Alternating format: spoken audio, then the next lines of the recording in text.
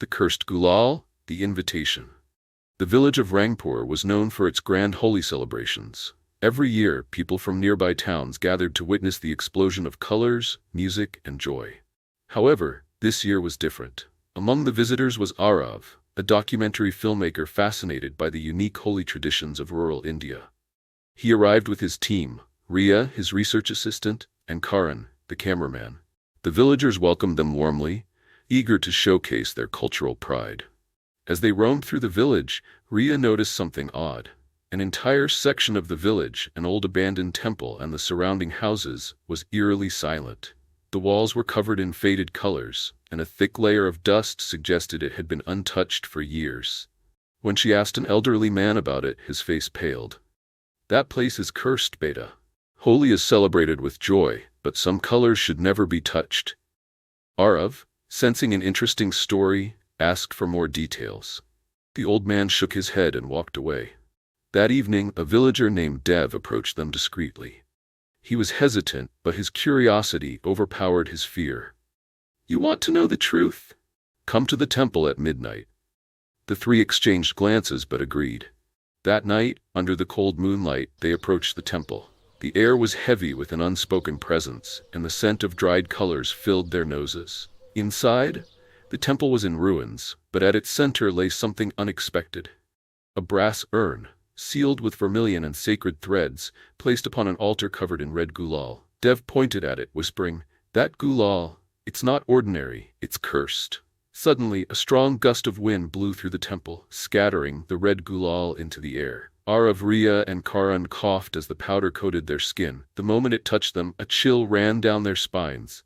And then, from the shadows, a whispering voice emerged. "You have awakened us." The sinful colors Dev's face darkened as he prepared to reveal the horrifying truth. The dim temple seemed to breathe around them, the scent of old incense mixing with the unsettling presence of the red gulal. "This isn't just a curse, it's a punishment. A punishment for an unforgivable sin." Arav, Ria, and Karan leaned in, the air around them thick with tension. Decades ago, a cunning trader named Rudra arrived in Rangpur. He was known for selling the most vibrant gulal, deep reds, glowing blues, and mesmerizing purples. His colors were richer than any other, and he claimed they were made from a secret blend of herbs and minerals. The villagers, eager for the most beautiful Holi celebrations, bought from him in large quantities. The colors were used in every festival, smeared across the foreheads of children, thrown into the air in joyous celebrations, and even offered to the temple deity as part of sacred rituals. However, no one knew Rudra's horrifying secret. Rudra's colors were not made from herbs, they were made from human remains.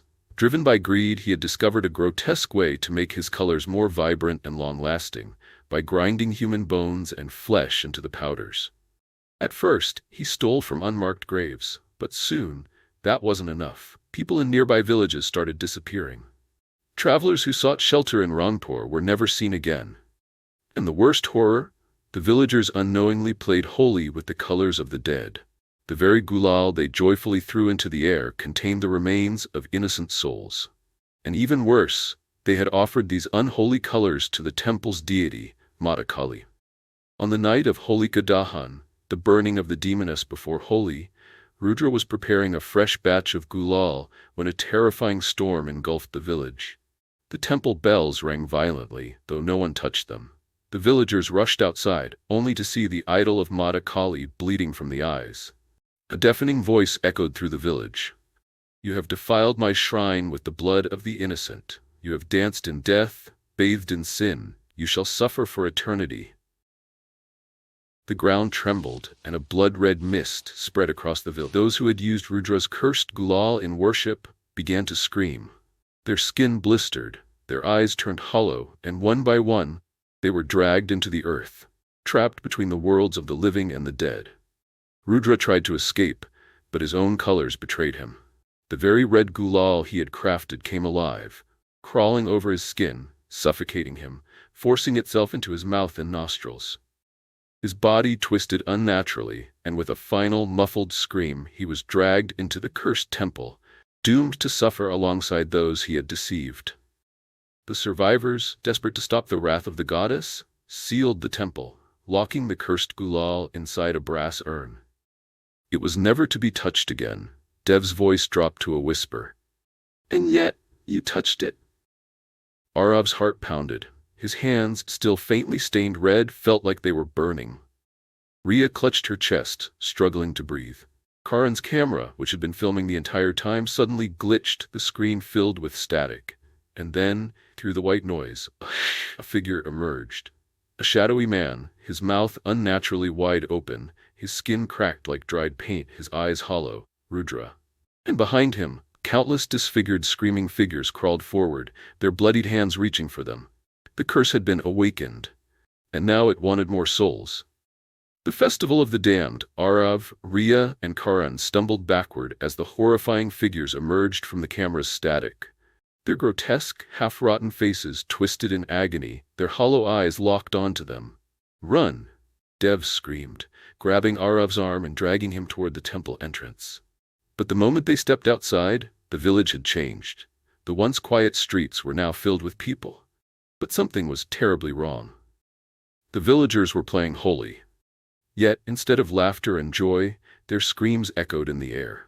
They threw red gulal at each other, but as it touched their skin, it burned like acid, melting flesh, revealing bones beneath. Karan turned, vomiting at the sight of a man whose face had been completely corroded by the cursed powder. Ria let out a whimper as she realized they were watching the past, the very moment when the goddess's curse had taken hold. Amid the chaos, a towering figure emerged from the mist. Rudra. His skin was cracked like dried paint, his fingers elongated and dripping with the same red powder that had killed so many. He opened his mouth, but instead of a voice, a horrifying chorus of whispers spilled out. "More souls." Arav felt an unseen force pulling at his chest. The red gulal on his hands began to crawl up his arms, sinking into his skin. His vision blurred. Suddenly, Dev grabbed the brass urn from the altar. His voice was desperate. "We have to seal the curse again." Rudra lunged forward, his clawed hands reaching for them. But Dev, with one final effort, smashed the urn onto the temple floor. A deafening shriek filled the air as a blood-red mist erupted from the shattered remains. The tormented souls screamed in agony, their forms twisting and writhing before being sucked back into the temple walls. The vision of the cursed Holi faded. The streets returned to silence. The temple, once filled with whispers and shadows, was now eerily still. Dev collapsed, breathing heavily. Arav, Ria, and Karan stood in stunned silence, their hands still trembling. It was over. Or so they thought. As they stepped outside, the morning sun began to rise, painting the village in a warm glow. The festival preparations had resumed, as if nothing had happened. Arav looked at his hands. The red gulal had faded, leaving only faint stains. Ria exhaled in relief. "We survived."